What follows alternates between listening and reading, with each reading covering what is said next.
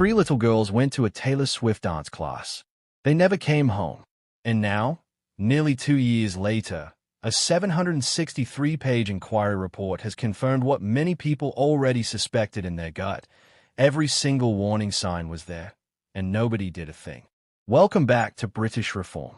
Today we're breaking down the Southport Inquiry report, what it actually found, and why Kemi Badenoch is now calling for deportations. Let's get into it.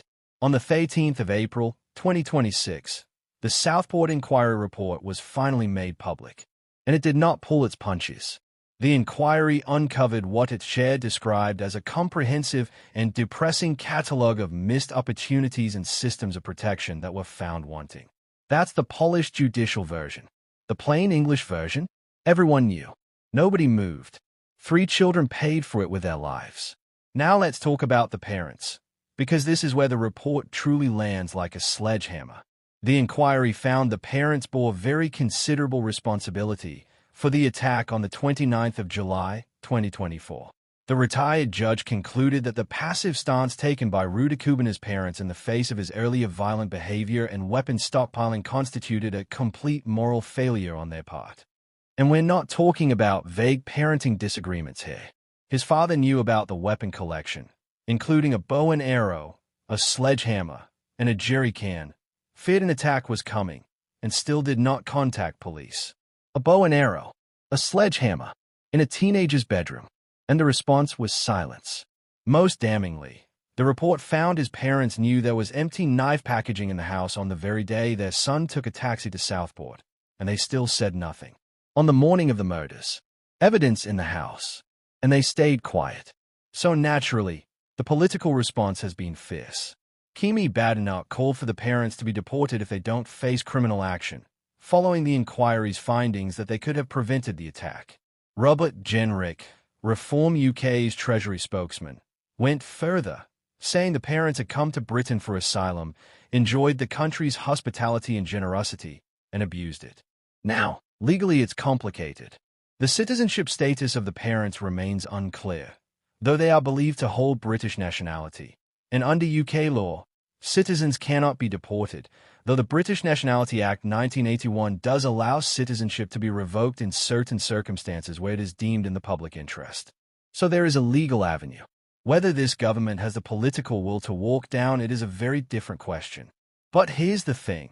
As furious as the parental failures are, the state's failures are equally damning. In 2022, when Rudakubana was 15, police found him on a bus with a knife.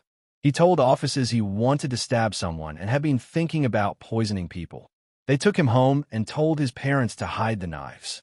Took him home, a 15-year-old, knife in hand, expressing murderous intent. And the response was essentially a shrug and a suggestion about kitchen storage. Had he been arrested, a search of his home would have uncovered the ricin seeds he had purchased and the terror manual he had downloaded. The attack would have been stopped right there, years before it happened. And then there's the Prevent program. 3 times.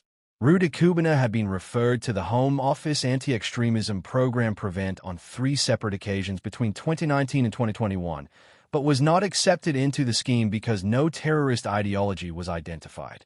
3 referrals. 3 times the alarm was raised. 3 times the system found a reason to pass the file along and call it someone else's problem. Lancashire Constabulary decided after the first Prevent referral that it was now up to the anti-terror program to manage the risk, while Prevent failed to pass his case to a de-radicalization panel on multiple occasions. It's like a game of hot potato where the potato is a teenager saying he wants to kill people and every agency keeps throwing it before anyone gets burned.